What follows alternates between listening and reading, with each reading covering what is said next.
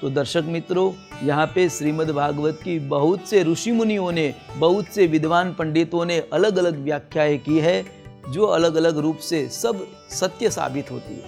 क्योंकि भगवान का ये निर्विकार रूप है, जिस भागवत के अंदर परमात्मा ने अपना परम तेज समाया हुआ है, वह श्रीमद् भागवत ग्रंथों में सर्वश्रेष्ठ ग्रंथ माना गया है। तो हम श्रीमद् भागवत की कथा प्रारंभ करते हैं। तो श्रीमद् भागवत का प्रारंभ करने से पहले श्रीमद् भागवत का महात्म्य अवश्य जानना चाहिए। तो हम श्रीमद् भागवत के महात्म्य के अंतर्गत प्रथम अध्याय का दर्शन करते हैं। उस अध्याय में श्री नारद जी का भक्ति जी से जो भेंट होती है, उसकी कथा हम जानेंगे। तो आइए, श्रीमद् भागवत के अंतर्गत आरंभ करने से पहले ऋषियों ने कहा है, उस प्रकार भगवान का मंगलाचरण करके श्रीमद् भागवत का आरंभ करें। सच्चिदानंद रूपाय विश्वोत्पत्त्यादि हेतवे तापत्रय विनाशाय श्री कृष्णाय वयं नुमः। श्रीमद् भागवत जी का प्रथम महात्म्य का प्रथम श्लोक का दर्शन करते हैं। तो इसमें कहा है सच्चिदानंद रूपाय, जो परमात्मा सत रूप है, जो परमात्मा चित्त रूप ज्ञान रूप है, और परमात्मा आनंद रूप है। सत चित और आनंद रूप परमात्मा जो सदैव विराजते हैं, ऐसे कृष्ण, ऐसे लीलाधर को, जो परमात्मा विश्व की उत्पत्ति भी करते हैं अपने इच्छा से, सृष्टि का पालन भी करते हैं, और परमात्मा जब समय अंतर भगवान की जब इच्छा होती है तब सृष्टि का विनाश भी करते हैं, सृष्टि का संहार भी करते हैं। ऐसे तीन काम करने वाले परमात्मा विश्वोत्पत्त्यादि हेतवे, जो परमात्मा का हेतु है, वह सिद्ध करने के लिए परमात्मा जो प्रकट होते हैं, उसी परमात्मा को तापत्रय विनाशाय, जो तीन प्रकार के ताप को शांत करने वाले हैं, जो परमात्मा आधिदैविक, आधिभौतिक और आध्यात्मिक, यह तीनों उपाधि को, तीन ताप को शांत करने वाले हैं, ऐसे परमात्मा श्री कृष्ण को हम सभी भक्तजन सादर पूर्वक, विनम्रता पूर्वक नमस्कार करते हैं। यह कथा नैमिषारण्य में हो रही है। श्रीमद् भागवत की कथा, नैमिषारण्य एक ऐसा तीर्थ क्षेत्र है जहाँ पे निमेष मात्र भी सत्संग बंद नहीं होता, ऐसा नैमिषारण्य है।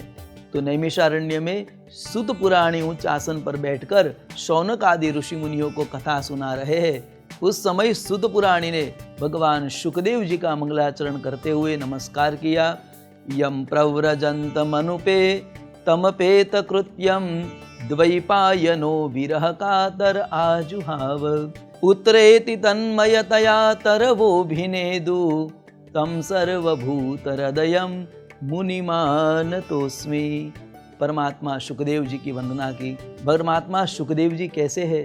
तो कहते हैं शुकदेव जी महाराज व्यास जी के पुत्र है। व्यास जी के अनेक बार प्रार्थना करने के बाद भी शुकदेव जी महाराज माँ के गर्भ से बाहर नहीं आ रहे थे। अनेक बार प्रार्थना की, 16 साल तक शुकदेव जी महाराज माँ के गर्भ में रहे। व्यास जी बार बार कहते थे कि पुत्र बाहर आइए और भगवान की भक्ति और सृष्टि कार्य को देखे, परंतु शुकदेव जी महाराज कहते हैं कि मैं बाहर आऊँगा तो मुझे माया पकड़ लेगी, और माया से दूर रहने के लिए वह गर्भ में से बाहर नहीं आ रहे थे। शुकदेव जी महाराज ने कहा माया प्रभु की कैसी है? तो कहते हैं जैसे आसमान से गिरता हुआ पानी तब तक स्वच्छ है जब तक वो जमीन पर नहीं गिरता। जैसे ही जमीन को छुआ और वह पानी गंदा हो जाता है, उसी प्रकार जीवात्मा तब तक शुद्ध और सुरक्षित है जब तक वो माँ के गर्भ में है। जैसे ही माँ के गर्भ से प्रसव हुआ और यह सृष्टि को उसको स्पर्श किया, उसी समय उसको माया पकड़ लेती है, परमात्मा की माया उसे जकड़ लेती है। तो सुखदेव जी महाराज वो माया से बचने के लिए 16 साल तक गर्भ में रहे। अंततः भगवान ने शुकदेव जी महाराज को वचन दिया गर्भ में कि मैं तुम्हें माया का स्पर्श होने नहीं दूंगा। भगवान ने ऐसे 2 व्यक्ति को वचन दिया था गर्भ के अंदर, एक थे परीक्षित महाराज और एक थे शुकदेव जी महाराज। ये दोनों भागवत जी के परम, एक श्रोता है और एक वक्ता है। ये दोनों व्यक्ति को भगवान ने गर्भ में ही दीक्षित किया है।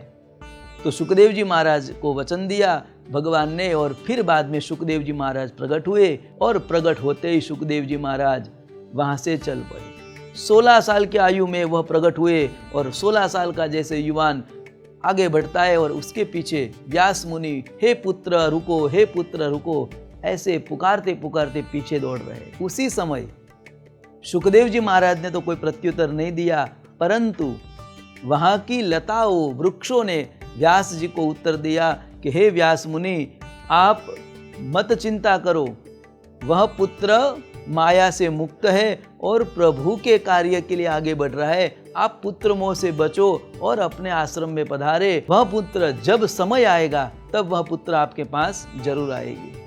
ऐसा व्यास मुनि को आश्वासन देते हुए तरु वृक्ष ने आश्वासन दिया। व्यास जी अपनी कुटिया में आए और सुखदेव जी एक अवधूत अवस्था को धारण करके विचरण करने लगे। ऐसे अवधूत अवस्था वाले परमात्मा सुखदेव, जो सदैव भगवान की कथा में रत रहते हैं, ऐसे सुखदेव जी को सुत पुराणी ने नमस्कार किया। अब नैमिषारण्य में कथा प्रारंभ हो रही है। उस समय उच्च आसन पर सुत पुराणी बैठे हैं और शौनक आदि ऋषिगण वहां कथा सुन रहे थे। सहस्त्र वर्षों तक यह कथा आरंभ रहती है और निमेष मात्र 1 मिनट भी बंद न होवे ऐसी कथा या निरंतर अविरत गंगा के पानी के जैसे, प्रवाह के जैसे यहाँ बहती है। तो ऐसे नैमिषारण्य में शौनक आदि ऋषि मुनियों ने सुत पुराणी को प्रश्न पूछा। प्रश्न पूछते हुए कहा, भक्ति ज्ञान विरागाप्तो विवेको वर्धते महान, माया मोह निरासस्य वैष्णवे क्रियते कथम। ऐसा विनम्रता पूर्वक प्रश्न पूछा गया। सत्र को यहाँ विराम करते हुए मैं डॉक्टर दीपक कुमार भट्ट आप सबसे आज्ञा लेता हूँ। जय श्री कृष्ण।